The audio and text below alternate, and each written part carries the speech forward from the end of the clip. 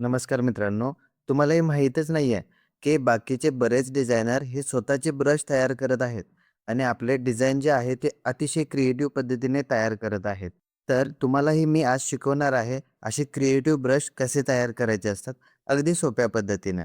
तर चला कोणताही वेळ वाया न घालवता सुरुवात करूयात. सगळ्यात आधी आपण एक रिकामं पेज घेऊयात. फाइल, न्यू, इंचेस, 300 रिझोल्यूशन, हाईटला 12 घेऊयात आणि विड्थला 36 घेऊयात. इथं आपण पेज असं नाव देऊया. म्हणजे जे अल्बम डिझायनिंगसाठी आपण पेज वापरतो, तेच आपण इथं घेणार आहे. इथे क्रिएटवरती क्लिक केलं. इथे एक आपण सेंटर लाईन घेऊयात. रुलर्सवरती क्लिक केलं आणि लाईन ड्रॅग केली. आता 36 आपलं आडवी साईज आहे. म्हणजे 18ला आपला मध्य सेंटर येणार आहे. तर आपला आता पेज तयार झालेला आहे. आता आपण ब्रश कसा तयार करायचा हे बघूया. तर सगळ्यात आधी Chromeवरती जायचंय. इथे Pinterest सर्च करायचंय. Pinterestची जी पहिली लिंक आहे त्याच्यावरती क्लिक करायचंय आणि इथे तुम्ही ब्रश म्हणून सर्च केलं तरीही चालू शकतं. ब्रश. एक रेफरन्स इमेजवरती आपण क्लिक केलं. जरा स्क्रोल करायचं 5-10 मिनिटं तुम्ही इथे वेळ दिला तर तुम्हाला खूप चांगली इथे ब्रश भेटतात. फक्त आपल्याला त्या कॅटेगरीमध्ये दिसणाऱ्या ब्रशवरती क्लिक करत जायचं. तुम्हाला ऑटोमॅटिक चांगले ब्रश भेटतात. आता तुमच्या समोर मी इथपर्यंत या ब्रशवरती आलेलो आहे. आता हा ब्रश मला चांगला वाटतोय. राइट क्लिक करायचं, ओपन इमेज न्यू टॅबवरती क्लिक करायचं. इथं नवीन टॅबला जायचं, राइट क्लिक मारायचं, सेव्ह इमेज ॲज टाइप. हा जर ऑप्शन तुमच्यामध्ये येत नसेल, तर Chromeवरती सेव्ह ॲज टाइप एक्सटेन्शन असं सर्च करायचं. पहिल्या लिंकला क्लिक करायचा आणि हे एक्सटेन्शन ॲड करायचं. म्हणजे हे तुम्हाला ऑप्शन चालू होतात. यामुळे आपण कोणत्याही फॉर्मॅटची फाईल जे-पी-जी किंवा पी-एन-जीमध्ये सेव्ह करू शकतो. इमेजवरती राइट क्लिक केलं, सेव्ह इमेज ॲज टाइपमध्ये जे-पी-जी सिलेक्ट केलं. म्हणजे आपली जी फाईल आहे ती जे-पी-जीमध्ये सेव्ह होणार आहे. इथे आपण 1 नंबर दिला आणि सेव्ह केले. एकच ब्रश मी इथं डाउनलोड केलेला आहे.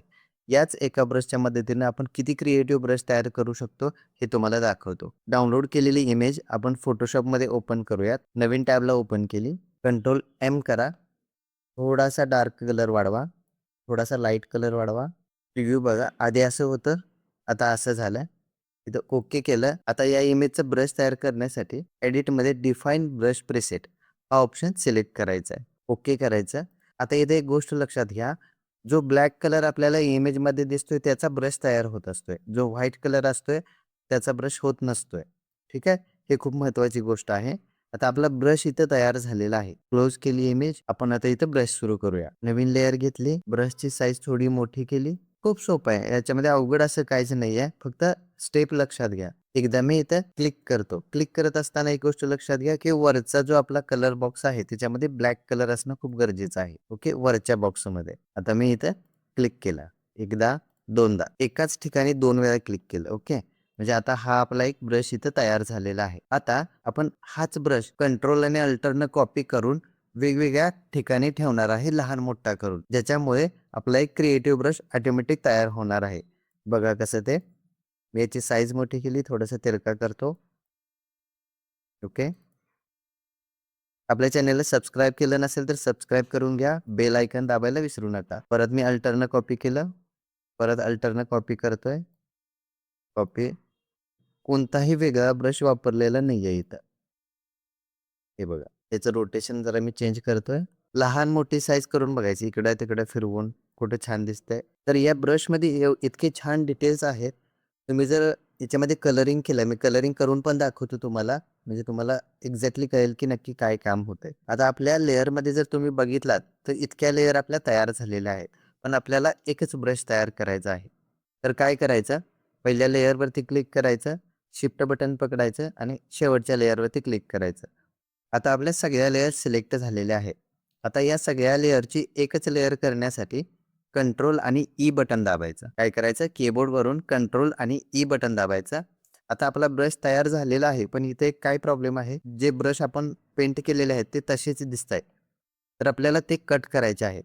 तर ते कसे कट करायचे बघा. सिलेक्शन टूल घ्यायचा. जेवढा आपलं पेज आहे त्याचा आकार सिलेक्ट करायचा. कंट्रोल जे करायचं. कंट्रोल जे करत असताना लेयरवरती एकदा क्लिक करा. कंट्रोल जे करा. म्हणजे आपला प्रॉपर एक ब्रश इथे सिलेक्ट झालेला आहे. आता जी खालची लेयर आहे ती आपल्याला डिलीट करायची आहे.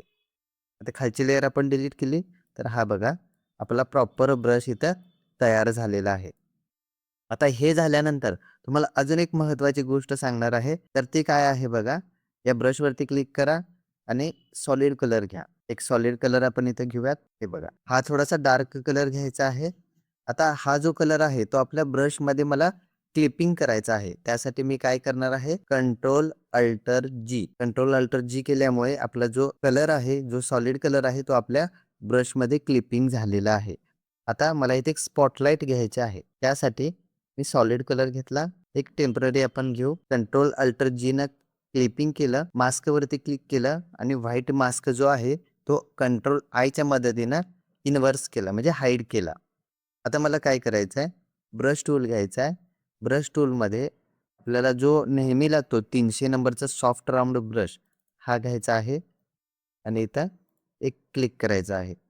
यामुळे काय तयार झालं, आपल्या ब्रशमध्ये एक आपण ग्रेडियंट तयार केला. सेम आता अशाच पद्धतीनं मी कंट्रोल जे केलं, कंट्रोल अल्टर जीनं क्लिपिंग केलं. या वरच्या ब्रशची साईज कमी केली आणि सॉलिड कलरच्या या बॉक्सवरती डबल क्लिक करून थोडासा लाईट ब्राईट केला. हे बघा. अतिशय चांगल्या पद्धतीने आपण इथं ग्रेडियंट तयार केलेलं आहे. बरोबर आहे. आता याचा ज्यावेळी तुम्हाला कलर चेंज करायचा आहे, त्यावेळी हे तिन्हीही कलर चेंज करायची काहीही गरज नाहीये. याचं कारण सांगतो. वरच्या लेयरवरती क्लिक करा. ॲडजस्टमेंट लेयरमध्ये जावा आणि इथं ह्यू सॅच्युरेशनची एक लेयर घ्या. त्याला क्लिपिंग करून घ्या आणि इथे जो ह्यूचा बार आहे, तो जसा तुम्ही चेंज कराल, तसे याचे कलर चेंज होतील. म्हणजे एकाच पॉइंटच्या मदतीने, एकाच लेयरच्या मदतीने आपण कितीही वेगवेगळ्या शेड तयार करू शकतो. बरोबर आहे? म्हणजे इथे तुम्हाला ब्रश तयार करण्याचा प्रश्न सॉल्व्ह झाला. त्यानंतर पार्टीला बाबा हा कलर नको आहे, तो कलर नको आहे. तर तुम्ही विदिन सेकंडमध्ये तो चेंज करू शकता. त्यामुळं असे जे क्रिएटिव्ह ब्रश आहेत, ते तयार करा आणि आपल्या पीसीमध्ये सेव्ह करा. अशा पद्धतीने ग्रेडियंट सेव्ह करा आणि अल्बमचं स्पीड जे आहे ते डबल करा. आणि अजून एक महत्त्वाची गोष्ट, आपण येणाऱ्या क्लासमध्ये पोस्टर डिझाइन कसं करायचं, क्लोजअप पेज कसे करायचे, याचं एकदम सोपं टेक्निक तुम्हाला शिकवणार आहे. त्यामुळे सबस्क्राईब करायला विसरू नका आणि बेल आयकॉन दाबायला विसरू नका. Thank you.